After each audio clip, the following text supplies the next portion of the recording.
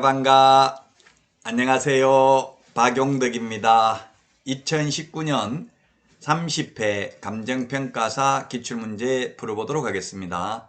여러분 문제 풀기 전에 먼저 구독, 좋아요, 알람 설정 꼭 부탁드리겠습니다. 자, 그러면 문제 보도록 하겠습니다. 110번 문제입니다. 개업 공인중개사의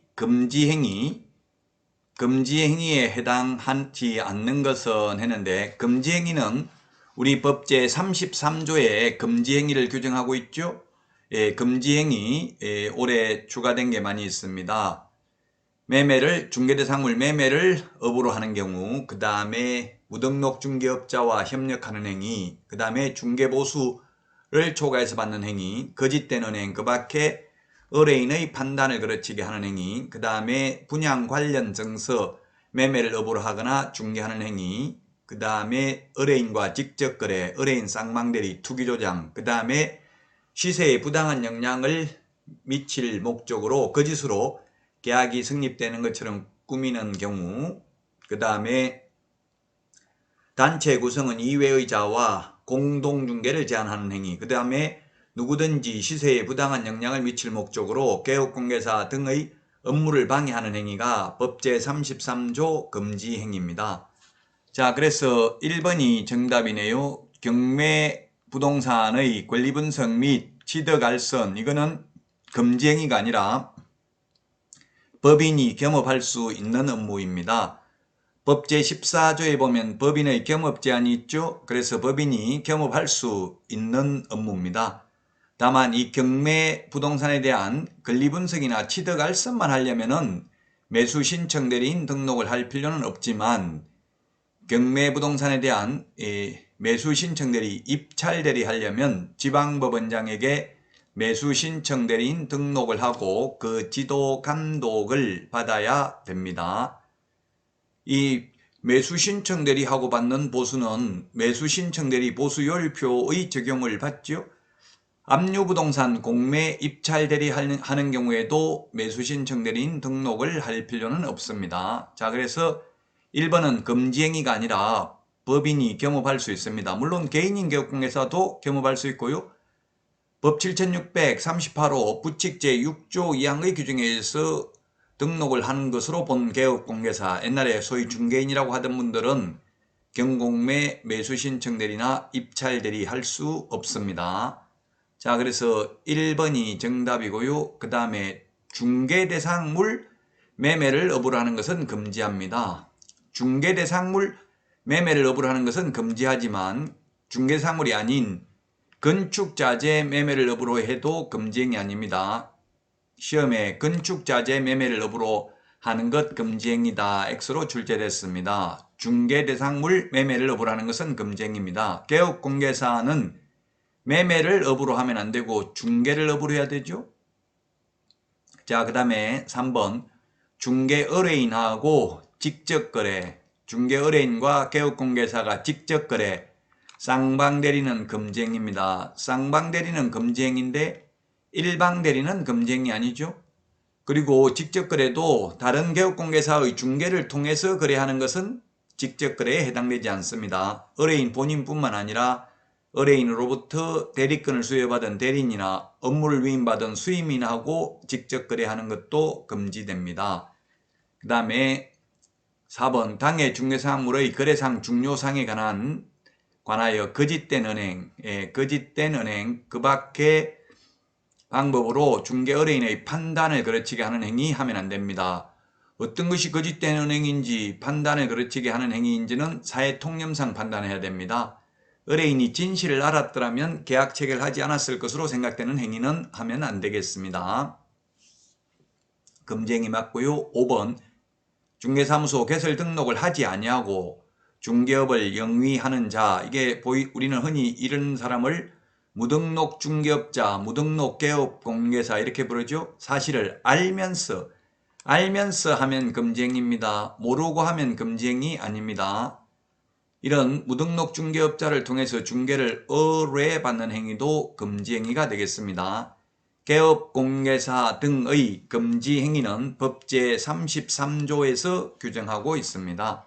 따라서 금지 행위가 아닌 것은 1번, 1번은 법제 14조 겸업할 수, 법인인 개업공개사가 겸업할 수 있고 개인인 개업공개사도 겸업 가능하고요. 다만 부칙개공, 즉 중개인, 옛날 복덕방 하던 중개인분들은 불가능합니다. 경공매, 매수신청대리나 입찰대리, 취득알선도 불가능합니다. 법 7638호 부칙 제6조 2항의 규정에 의해서 등록을 한 것으로 보는 개업공개사는 불가능하다고요.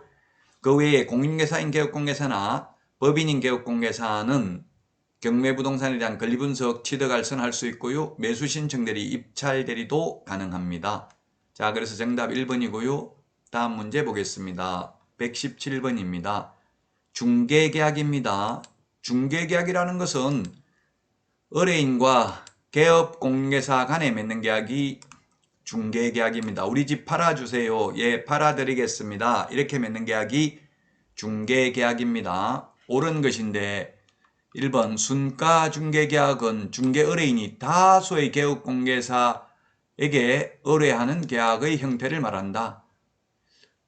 다수의 개업공개사에게 의뢰하는 것은 공동중개일 수도 있고요. 또는 일반중개계약도 여러 군데 의뢰를 해도 되죠. 순가중개라는 것은 의뢰인이 먼저 의뢰가격을 제시하고 제시된 의뢰가격을 초과하여 거래가 이루어지는 경우에는 초과 부분을 중개보수로 지급하기로 하는 약속을 순가중개계약이라고 합니다. 예를 들면 입금가 10억, 인정작업, 현업에서 이런 말을 쓰죠. 10억만 입금시켜주고 남는 돈은 다 개업공개사님 먹어도 좋습니다. 이렇게 약속하는 것을 순가중개계약이라고 하는데 이 순가중개계약 자체가 당연히 공인중개사법에 위반되는 것은 아닙니다. 왜냐하면 미수범을 처벌한다는 규정이 공인중개사법에 없기 때문에 그렇습니다. 그래서 실제로 초과해서 받아야 위반이지 초과해서 받기로 약속만 했다고 위반이 되는 것은 아닙니다. 자, 그래서 1번 틀렸고요. 2번 독점중개계약을 체결한 개업공개사는 자신이 거래를 성사시키지 않았을 경우 보수를 받지 못한다 했는데 독점은 우리나라에는 없고 미국에 주로 있는데요. 배타적 권리를 인정하는 게 독점중개계약입니다. 따라서 독점중개계약을 체결한 경우에는 누가 계약을 성사시켰는지 여부를 묻지 않고 항상 독점중개계약을 맺은 개업공개사가 보수를 받을 수 있습니다. 따라서 2번 틀렸습니다. 보수를 받지 못한다고 해서 틀렸죠? 자, 그 다음에 3번입니다. 전속중개계약. 우리나라에 명문 규정이 있는 중개계약은 전속중개계약하고 일반중개계약하고 두 개밖에 없죠. 전속중개계약을 체결한 개업공개사는 누가 거래를 성사시켰는지에 상관없이 중개보수를 받을 수 있다 했는데 그렇지 않습니다. 틀렸네요. 독점은 누가 계약을 성사시켰는지 여부를 묻지 않고 보수를 받을 수 있는데 전속중개계약은 의뢰인 스스로 발견한 거래 상대방하고 직접 계약을 체결한 경우에는 중개보수를 받을 수 없고 위약금도 받을 수 없습니다. 그래서 3번도 틀렸고요. 4번 공동중개계약은 다수의 개업공개사가 상호 협동하여 공동으로 중개하는 역할을 하는 것을 말한다. 우리 현업에서는 이게 옳은 정답인데요. 4번이 정답이 되겠는데 현업에서는 단타 쳤다, 반타 쳤다, 쪼갰다 이런 말을 하죠. 2명 이상이 개입되면 중개보수도 한쪽 의뢰인한테 밖에 받을 수 없다는 이야기입니다. 양타 쳤다 이렇게 하면은 양쪽에 다 받는다. 이렇게 하면은 단독 중개를 말하는 거고요. 공동 중개 2명 이상이 개입되면 중개보수도 사실은 한쪽밖에 받을 수가 없고요.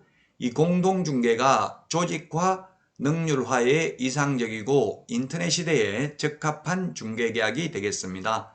4번이 정답이고요. 5번 일반 중개계약은 거래 가격을 정하여 개업공개사에게 제시하고 이를 초과한 가격으로 거래가 이루어진 경우 그 초과액을 개업공개사가 보수로 획득하는 거 이건 순가중개계약이고요. 일반 중개계약은 우리나라에서 가장 일반적으로 보편적으로 이루어지고 있는 중개계약이라고 해서 일반 중개계약이라고 하고요. 영어로는 오픈 리스팅이라고 합니다. 오픈, 열려있다. 여러 개업공개사에게 중개를 의뢰할 수 있고, 그렇게 해서 가장 먼저 거래계약을 성사시킨 개업공개사에게만 중개보수를 지급하면 되는 형태가 일반 중개계약입니다. 우리나라에서 가장 많이 이루어지고 있지만 이 일반 중개계약은 미국에서는 소송에의 초대장이라는 말이 있을 정도로 분쟁의 소지가 많습니다. 구두로 말로 계약을 하기 때문에. 그래서 미국 공인중개사 협회에서는 독점 중개계약을 권장하고 있죠. 우리나라에는 아직까지 독점 중개계약은 없습니다. 전속 중개계약하고 일반 중개계약 두 개만 명문 규정이 있습니다. 자, 그래서 정답은 4번이 되겠습니다. 자, 그러면은 해설을 다시 한번 살펴볼까요? 일반 중개계약은 중개의뢰인이 다수의 개업공개사에게 의뢰하는 계약의 형태를 말한다. 그래서 먼저 거래계약을 성사시킨 개업공개사에게만 보수 지급하면 됩니다. 독점 중개계약을 체결한 개업공개사는 자신이 거래를 성사시키지 않았을 경우에도 중개보수를 받을 수 있습니다. 독점은 무조건 개업공개사가 중개보수 받을 수 있습니다. 그래서 3번도 전속이 아니고 독점 중개계약이죠. 독점 중개계약을 체결한 개업공개사는 누가 거래를 성사시키는지에 상관없이 중개보수를 받을 수 있다. 독점 중개계약을 맺었다면 누가 거래계약을 성사시켰든지 간에 개업공개사가 보수를 받을 수 있습니다. 공동중개는 다수의 개업공개사가 상호 협동하여 공동으로 중개 역할을 하는 것이고요. 5번 순가 중개계약은 거래 가격을 정하여 개업공개사에게 제시하고 이를 초과한 가격으로 거래가 이루어진 경우에는 그 초과액을 개업공개사가 중개보수로 획득하는 방법입니다.